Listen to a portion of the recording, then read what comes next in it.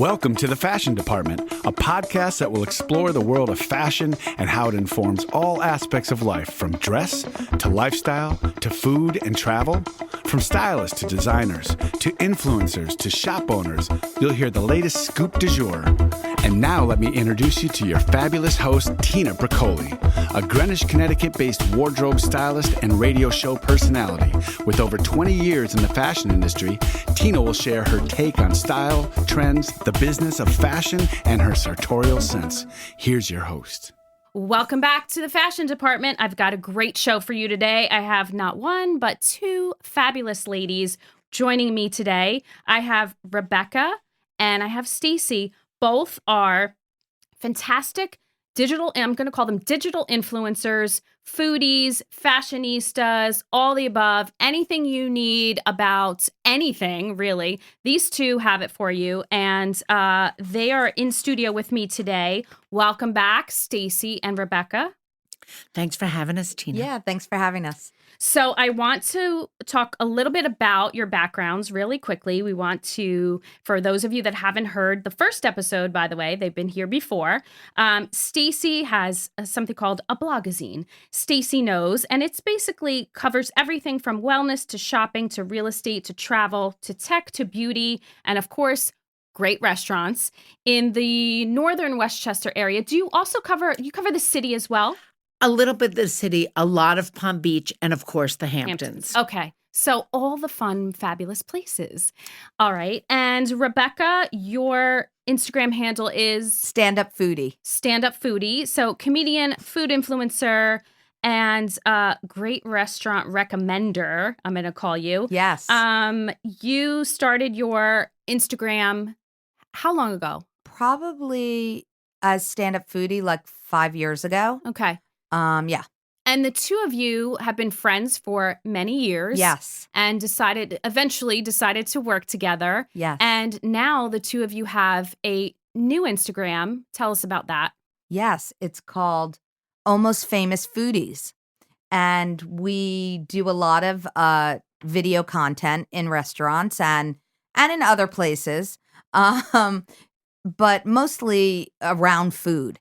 And what we've decided is we needed a new Instagram. So we weren't just only separately posting on our own Instagram feed. So together they're probably mostly food related videos that we are entertaining in.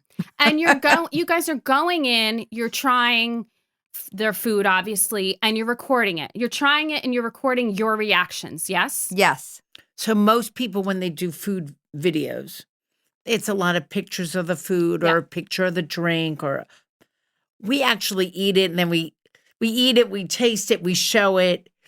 You can get the vibe of where we are while we're eating. If it's in a restaurant or, like a takeout place, you can understand like where we are, or if it's the kind of place where you would eat it in your car. Right. Or sometimes we're at a bakery and we ask them to break up a cake. And they wouldn't.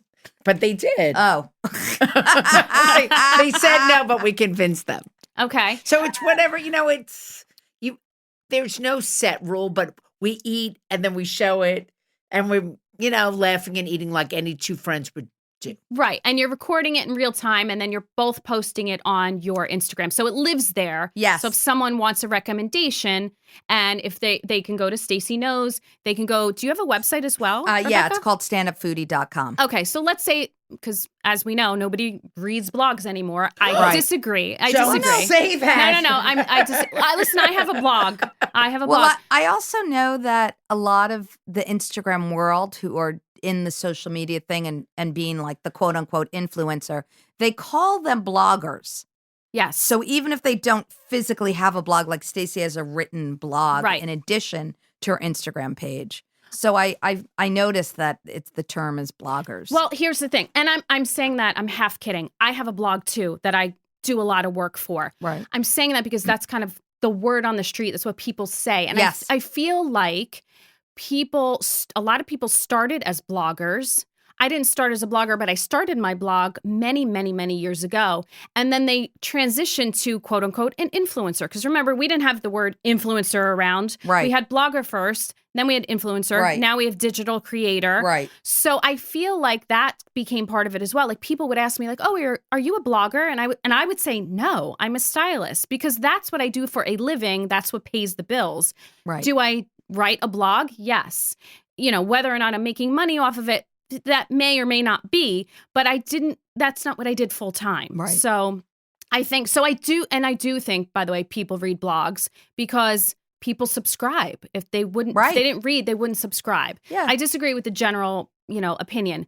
However, my point was people want it quickly. Yes. And one way to get it quickly is to look on your Instagrams or the live feed. I also feel like they say people don't scroll anymore. I'm like, well, what's the point of posting on your feed? It's like, all in the stories and in reels. Right. So they say, and I get the algorithm and all that.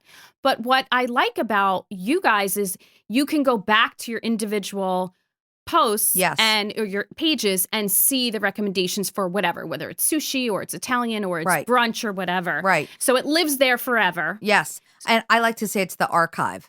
The archive. Even though it's not, but it represents that. Right. And next year there'll be a new word. We won't be influencers anymore. And then, are we really influencers? Are we promoters? Are we promoters? Are we micro-influencers? Right, I mean, it all changes, and every day there's a new term. There's a new term. That's true. I think Stacy, you're a master connector. She is. That is true. Yeah. And that I was always, before there was a thing. And it was funny because we were talking about, she said, well, what did you do? I said, well, I connected them. She's like, really? You did? Yeah. Absolutely. And I said, I'm really a connector. She goes, you should really say you're an agent. Are you a connector or an agent? This was a conversation we had recently where I was like, you are basically being an agent to people because you're connecting them with something where they are now able to have their craft make money. Right. So are you connecting? Are you an agent? Like what? You got to get the kickback if you're an agent. Well, that was why I told her to be one. And that was the whole question. Yeah. Do you make money being a connector or can you only make money if you're an agent? Right. Yeah. Well, I mean, asking for money is not an easy thing to do. It's not. But you've got to certainly convince them that it's something that they need and it has value. And I think or that you wouldn't have met that person had I not made the connection. Right. But it's like the old adage when you start a business and you go to your client and you're looking for money and they go, well, what else have you done? Who else, in Stacy's case, who else have you connected and what money have they made, but what have they gotten out of your connection? So it's almost like you need like 2 or 3 referrals in your back pocket to say, well, I connected this one to that and they made this or he made that or, it's like in anything. It's like if you set up your friend and they marry that guy. Yeah. Are you a matchmaker? Yep. You are. Or you just made an introduction. Right. You have 3. I have a friend who matched up 3 people. 3 couples, and that might have been between 25 and 30 years ago, and they are all still married. But she's not being paid as a matchmaker. No, but she really missed her calling. I understand that. So is she a matchmaker or did she introduce her friend? So do connectors make money or only agents or matchmakers? You could be a connector / agent. Okay, I'm in. I think we just need to evolve and create the new word. You know what I mean? There's a new word. I agree with you, Tina. I agree. So what I'm saying, so you're a blogger, you're an influencer, you're a micro-influencer, you're a video content creator. Mm-hmm. It's all the same thing. It is. Right. It is. But now we have new titles. That's right. Right. Well, okay. So speaking of titles, do you guys only do new restaurants? Do you only go to No, absolutely not. No. Okay. And so what do you guys think? One thing I did notice about your videos is you're right. You're not just like sitting down, showing the food, eating it and saying yes, no, maybe. You were showing the atmosphere. You show the bar area. Yes. There was one recently I saw. So what do you think, besides the obvious of food and good service, what do you think is the key to a successful like when you walk in a restaurant and let's assume the food is great and the service is great, what is that one factor that you would say, yes, go there? Do you think it's something specific or you think it's a combination of all? I mean, personally, I think I think it's a combination of everything. Because you could walk into a place where the service seems amazing, the vibe seems really fun, the decor is awesome, and then you sit down and you eat the food and you're like, this place isn't really that good. Right. But it's like, that's why I said I think it's everything. I think it has to be and all it's things funny, together. we went to Long Island on Monday. Right. We went to Long Island for an opening of News 12's new Long Island, studio. yeah, their studio, their Okay. offices, their And whole we thing. said, let's have lunch in Long Island. Well, I said, let's have lunch. in That's Long right. Stacy made this plan. Okay. And we're like, oh my God, look at this. Like, we live here in Westchester. 2:00, men are walking in the restaurant. People are walking in. Like, they're just still going to lunch. Right. at It was a 2:00. real vibe. It was a real And there's vibe. a vibe. And the vibe makes your food taste better. The food is good there. The food is good, but the vibe made it better. Right. I know people wonder where we went. Oh, we went to Cipollini. Oh, nice. It's so yummy nice. there. So yummy. And even their outdoor eating, their outdoor setup And is that is a vibe. people watching. Yeah, I Yeah. mean, it's amazing there. Yep. It's just like a great place. But my Long Island friends are like, oh God, Cipollini yet again? Right. Really? Right. So it's just, it's all different, right? It just depends on any given day what's going to grab us. Right. And I think you're right. It is a vibe and it is a combination of things. Because how many times have I been to a restaurant and the food is good? Obviously, if the food's bad, it's a no-brainer. It's like, Right. no. And once in a while, you'll say, well, I'll give it another try if it's somewhere that you really want to like. But most of the time, if the food is good, it doesn't have to be great, but good, but the vibe is really good, don't you leave going, oh, it was great. And Yes, you think do. back and you're like, well, the food, and someone will say like, well, what did you eat? And then I think to myself, well, it's not so much exactly what I ate. It was the combination of the atmosphere, the energy, the bar was great, buzzing, the music, the decor, whatever it is. Right. It's like you might not take out from there, right? Like you Right. go somewhere and like it's a great vibe and the food was good, but would you go and take it home Right. and only eat it home? Like the food's not that good. I think it's when it's the opposite, you would. If the food is great, but it's like, oh, ho-hum, whatever, you might not go again, but you might take out, right? I Yeah. think So it's all those things. It's not all those things. It's right. Was the drink a good pour? Was it a bad pour? Was the wine good? Yeah. There's so many things. Were the people too noisy? Yes. Yes. The people. I feel like I recently was somewhere and it was so, in the city. And I was having dinner with friends in, I can't think of it. I'll think of it. It's on the West Side, newer place. And I just thought like, I'd been waiting to go to this restaurant. I've been wanting to go. It was on my list. And we finally went and the atmosphere was fun. It was very bubbly, very lively, but the atmosphere, the acoustics was so loud because it was all wood everywhere.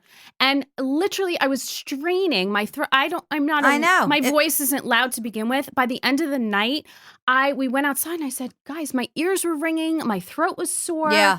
Because that's like unfun. Right. But the food was great. Right. The service was excellent. And the place was and I said to my friends, my two friends were with me, and I said, I would go back there and only go to the bar. Okay. That's what I would do. To sit and talk, that's out of the question. Right. So when I was writing a lot about restaurants on my blog, I would say, and when I go, I like to sit at the bar. Right. Yes. Or don't get the table up front. Yes. So, because you can't say bad things. I try not to say anything.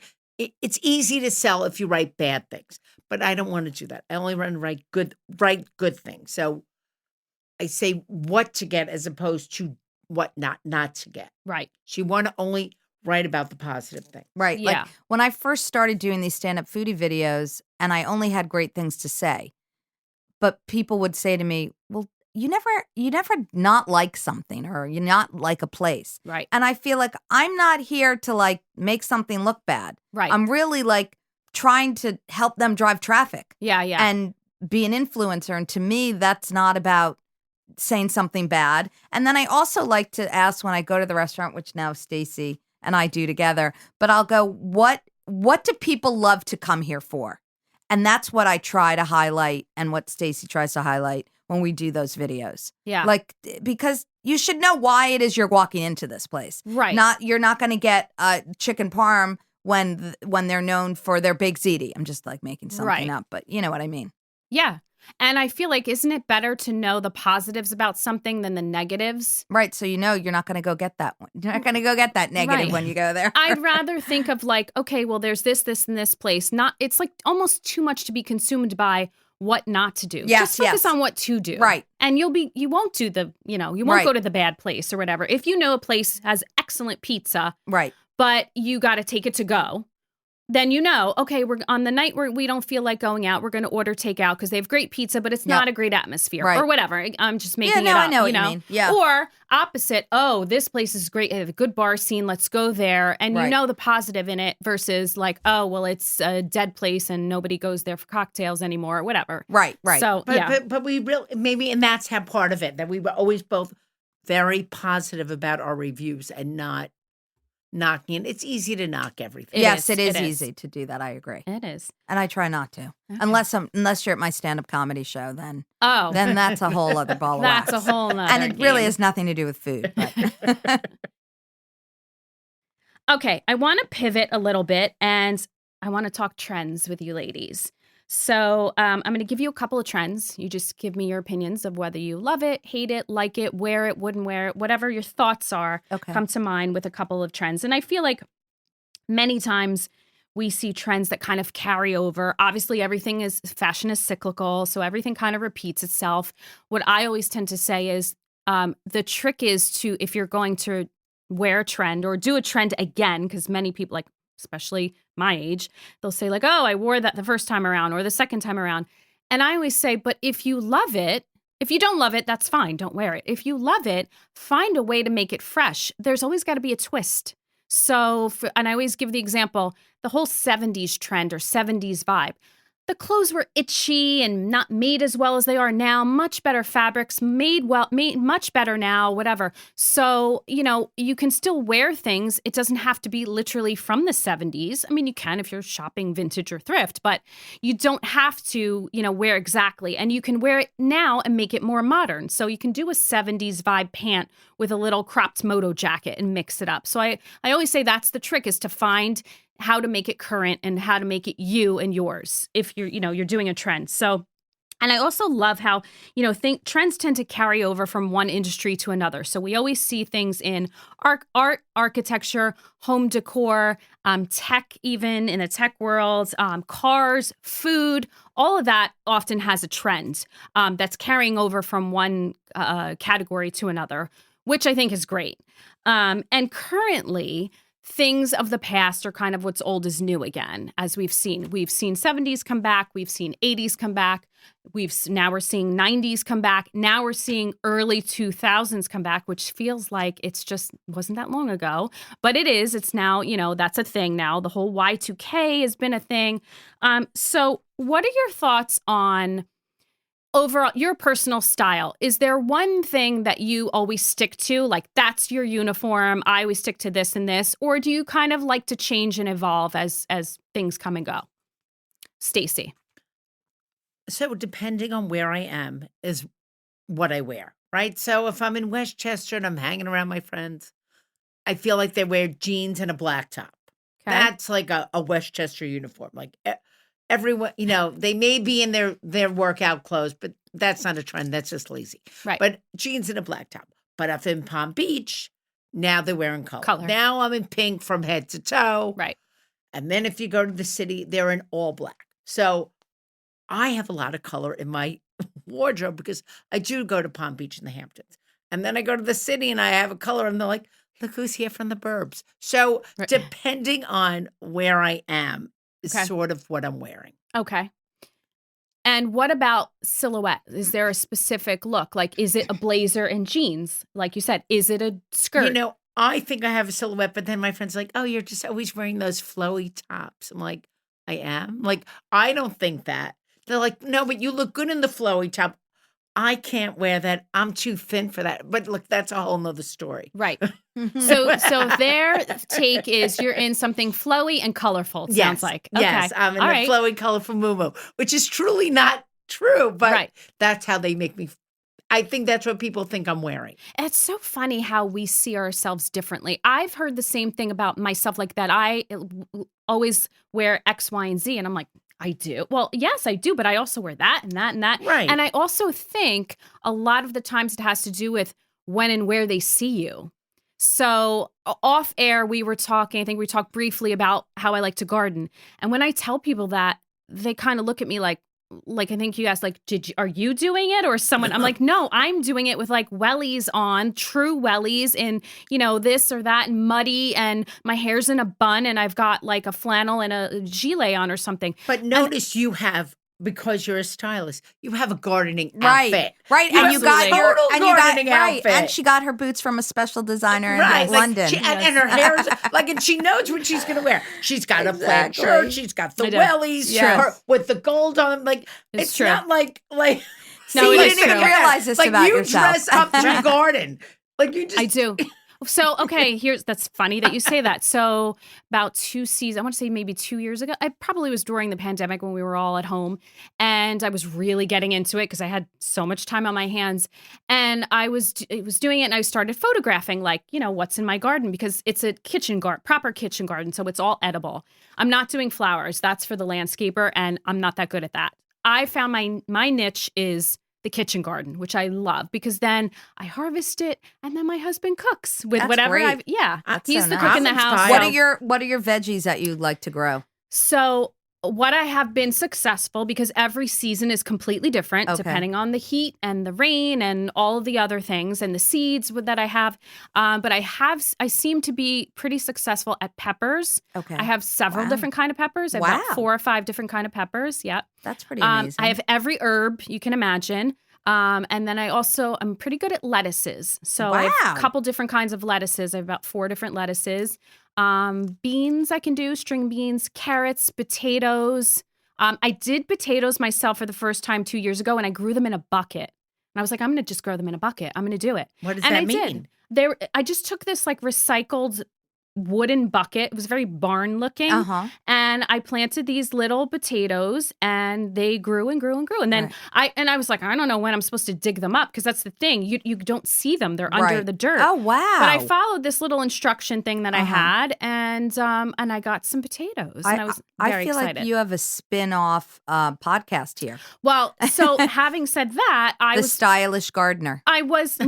Wait for it. So I was posting all this stuff, and the girl that helps me with my social media, she goes, "You're like the glamorous gardener." Oh, I love that. So then amazing. that became the hashtag glamorous gardener. Yes. And I was like, I know, but I don't feel glamorous. She goes, and she said the same thing you said. She goes, but you always have a specific look on, like you plan it in your head, like I'm going to do this, I'm going to do this, I'm going to wear this. And I have really cute like knit gloves that I wear in the garden with little bees. Great. Right. Tina's like, I can't go picking my potatoes dressed like this. Right. Excuse me. Right. Yeah, I do. But also it inspires, I realized how much nature, the garden, flowers, vegetables, whatever, do inspire my looks.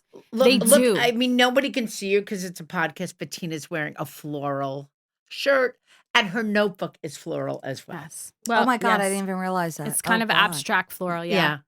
But it is, because it's Christian Lacroix, by the way. Oh, well, that explains that. Yes, my notebook. But it's true. I often will think, like, I like to use colors in nature in my wardrobe. And if they're dialed up a bit or they're dialed back a bit, even in my home, like decorating my home, it's a lot of colors in nature. And I always say, like, I have a lot of clients that are afraid of color. Like, oh, I don't want to wear that. I don't look good in, and they just fill in the blank with a color. Right. And I'll say, everyone can wear every color. You just have to find the right shade. Right. And all you have to do is look to nature for what goes with what. You would never look at a bed of different colored flowers and go, oh no, they don't match.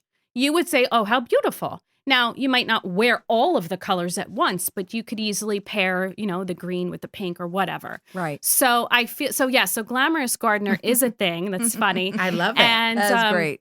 Love it. I said it because one day I was talking to the girl that helps me with social media, and I remember I was saying, this morning I was outside and I was walking my dogs, and the grass, it was like springtime, early spring, and had like the dew on it, and it looked really pretty. And I said, and I was standing there looking, thinking, wow, that looks like a green and silver. What a great color combination. You know, I never wear silver jewelry with green. I should wear that. And that literally inspired my look for that day. Wow. Was the grass, you know. That is, you're real.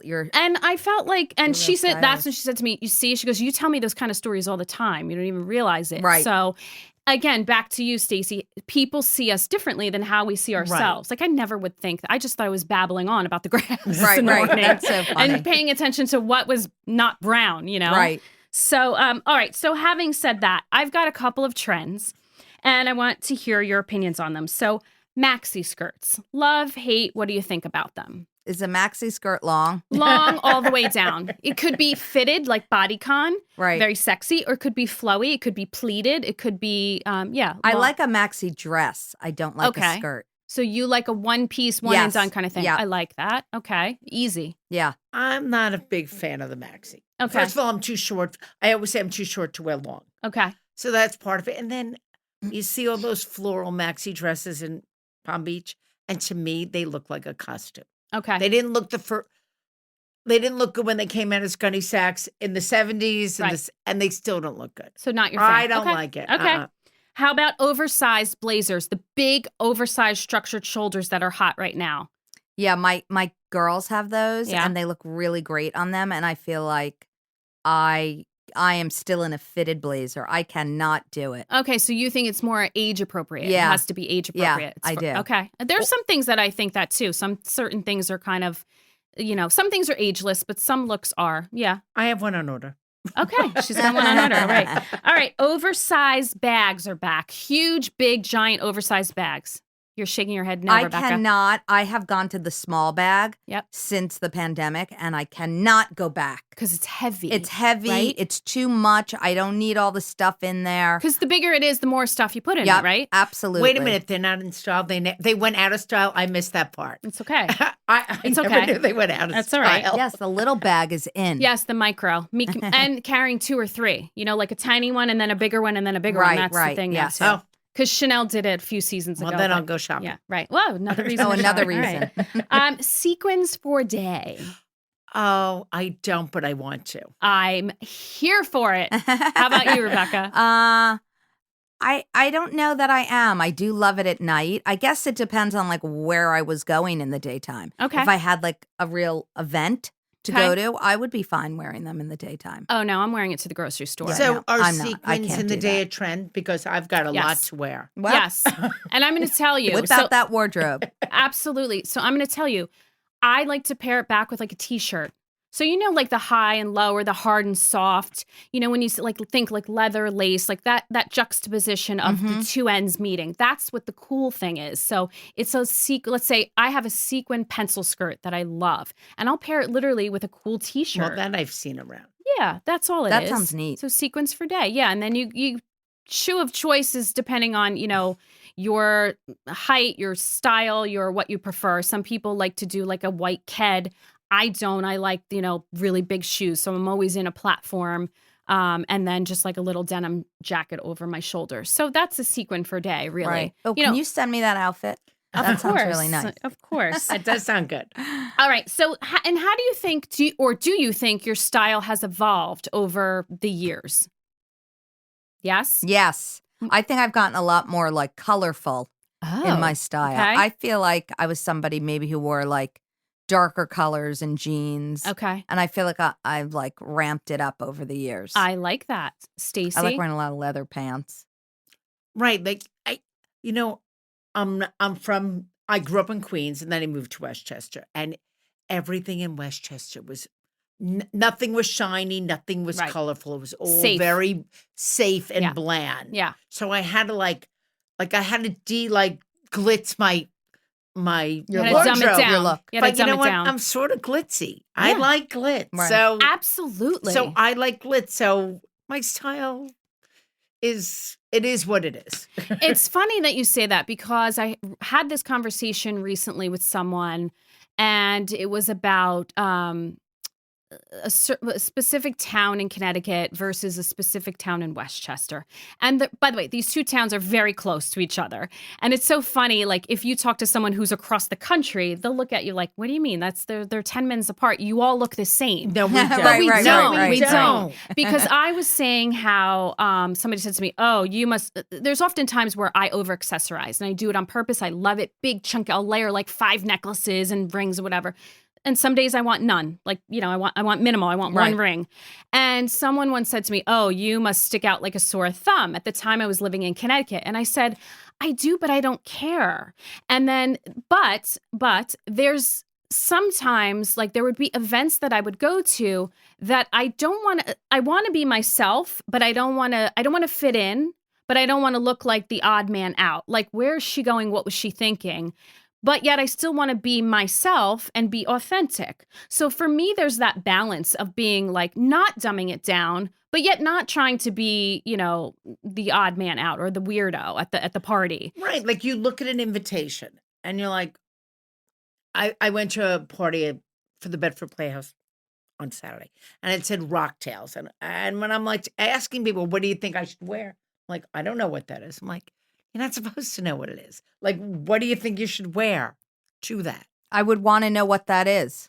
Rock and roll. Well, it's cocktails, but it's rock and roll. But it's cocktails, but it's rock and roll. because it that's was what it honoring meant. someone in Okay. the music Right. industry. So it was I happen very to know. Thank you. So it was very interesting to see what everyone wore. What their because- interpretation was. Right. Yeah. And it was anything and everything.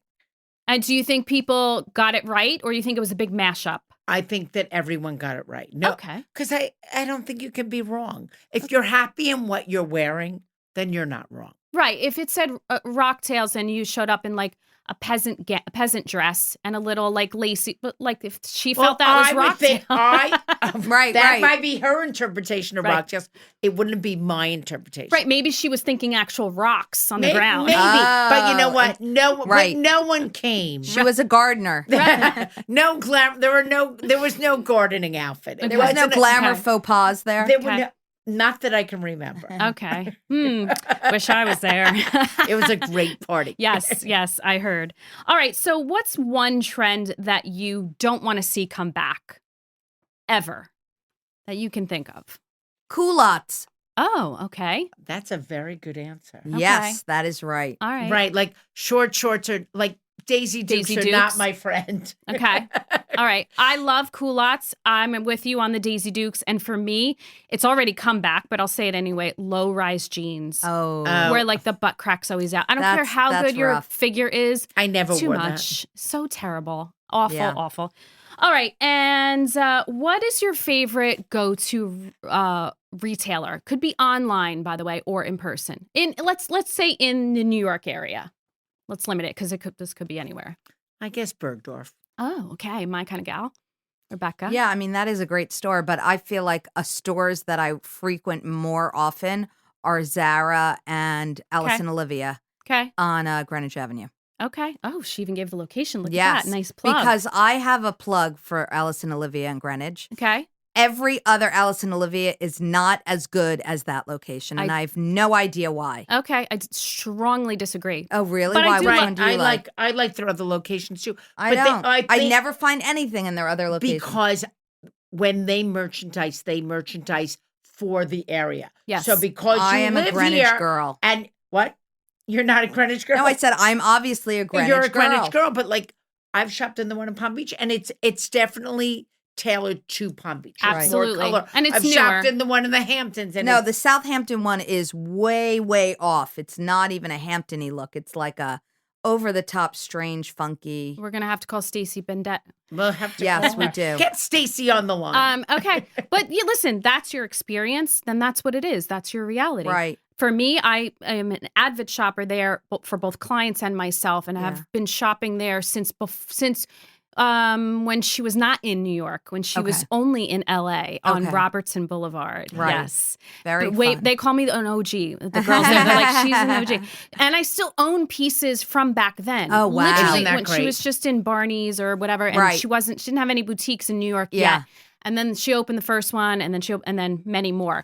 But I also have a very specific salesperson that I work with. Okay. And she's incredible. And I always tell people that's also a big part of it. If you go in and you love a store, it doesn't have to be Alice and Olivia, but you love a store, find a salesperson, sales associate that you can talk to and that gets you. Right. Exchange numbers, have her text you when things come in, when there's a sale, when she gets to know you, he or she, and says like, you love leather pants. We're getting, burgundy pants in October. I'm going to text you a picture. That relationship really does a lot and helps your, everything. Well, then I go to price point. So I don't want someone calling me because it's probably going to be too expensive. Right. And I try to buy if there's a sale, or I'll buy off the sale rack, or if I'm in desperate need of something and it's obviously not a sale, I will still go in there and purchase. But I don't want anyone calling me to tell me that some amazing something is in that store. Right. And I already know it's expensive. And I'm like, why did they tell me? Right. I can't spend that money. And I think, again, that goes back to like really getting to know the sales associate, well, getting that's to true know too. you. You're right. And knowing when to call you or alert you or say, hey, this is what, has come in. Right. I've had salespeople do that to me because obviously they know that I'm pulling for clients or myself. So I'll get, I get text messages all the time. Right. And half of them I ignore. Like, no, that's not me. That's not any of my clients. They would never wear that brand and so on. But I think the ones that I, will respond to or pay attention to are the ones that we've curated a look together. We have a relationship. I usually know their boyfriends or husbands' names or their dogs' names or their children. They know mine. And that's what it's about. The personal relationship that, you have or don't have makes the difference. Right. And then you go from there. And you can do that in a Zara, you can do that in Bergdorf's, you can do that. Granted, it's going to be a little different. It might be amazing if you could do it in Zara. Yeah, you can do that in Zara. I am a big Zara shopper. You're right. I'm wearing Zara. I'm wearing amazing boots from Zara that I always get compliments. Zara. I think that you can. It's just obviously it's going to be a little different because of the, the atmosphere and the model, the store of it. You know what I mean? It's not meant to have a personal they don't have personal shoppers. But I think, because here's what I do in Zara. Here's my tip.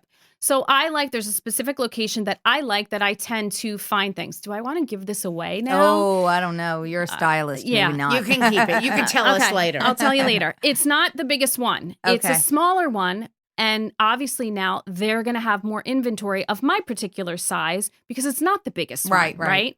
So that's the tip right there. And then I go on the app, I favor whatever I like, and then I go in with my phone and I go up to someone who looks nice or hi, if they make, hi, how are you?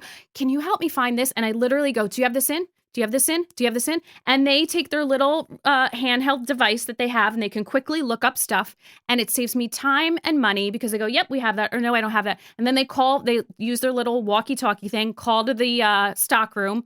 It'll be up in 10 minutes, ma'am. Okay. And that's what we do. And I get everything I want or figure out what's not available and so on. So okay, I feel like this is Tina's tip of the day, and I am going to do that from now on at Zara. I will. That's a great idea. It's a really good idea. So shop the app first. Because people always ask me, like, what do you think about online shopping? And I say, well, I'm a personal stylist, so of course I don't love it, but I use it as a tool for my business now. Right. And that's how I use it. Not that my clients really wear Zara, they do, but not a lot. We just don't tell them. Right. I mean, I do, and they do, but it's not something that I'm really curating for them. I'm getting the more difficult pieces for them. They can do the Zara on their own. And again, for myself personally, so shop the app, favorite everything, or screenshot it, whichever. And then go in and grab someone and just go through the thing. Do you have this in a small, this in a medium, this, whatever you need? Right. And they can either say, oh, yeah, it's right over there, or call for, and that's what you do. Wow, I'm totally doing that. And there's going to be pieces that are online only, but you figure that out. You can find that out. Yes, that is a good tip, right? It really is. All right. That's a good secret, a good stylist secret. We're almost at the end of our show. And at every episode, I usually like to play a little game with my guests. So I'm going to play a little rapid fire with you ladies. Okay. So I'm going to give you 2 words. And at the same time, I want you guys to say whichever word appeals to you more. You can love it or you can love it on someone else. It's going to be different things, food, fashion, whatever. So just immediately, there's no wrong answer. Whatever word appeals to you better, say it immediately, okay? Together. All right, here we go. Sweater or hoodie? Sweater. Oh. Jeans or trousers? Jeans. You guys are good. Boots or sandals? Boots. This is like quick on the draw. There's no money involved, by the way. There is. Well, maybe something special at the end. Sushi or tacos? Tacos. Oh. Vodka or gin? Vodka. Oh, my kind of gals. My kind of gals. Trench coat or puffer? Puffer. Stacy's thinking. Puffer. Okay. Plaid or floral? Floral. Plaid. Oh. Swimsuit or ski jacket? Ski jacket. Oh. Red lips or nude lips? Nude lips. Oh. Mini skirt or maxi skirt? Maxi skirt. Is there a mini? Okay, mini. Pizza or pastries? Pastries. Oh, yes. Appetizer or dessert? Appetizer. Yes. Hamptons or Palm Beach? Hamptons. Oh. Oh, Stacy loves Palm Beach. Palm Beach. I'm with you, Stacy. I'm with you. I like both, but my heart's in Palm Beach for sure. Ladies, that'll do it. I want to give out your Instagram handles one more time so everyone can follow you and your wonderful, lovely adventures. It is Stacy. It's at Stacy Knows. At Stacy Knows, and Rebecca. At Stand Up Foodie. At Stand Up Foodie. And the new one that you've created together is? Almost Famous Foodies with 2 E's and a Z. Almost Famous Foodies with 2 E's and a Z. I love it. Thank you so much for joining me in the fashion department. Please come back again. Thanks for inviting us. Thank you so much for having us. So fun. Take care. Thanks for joining me in the fashion department. Be sure to subscribe so you never miss an episode. For more inspiration and fashion content, check out my website and follow along on Instagram at Tina_the fashion stylist. And a special thanks to the Factory Underground Studio for recording and producing this show. See you next time.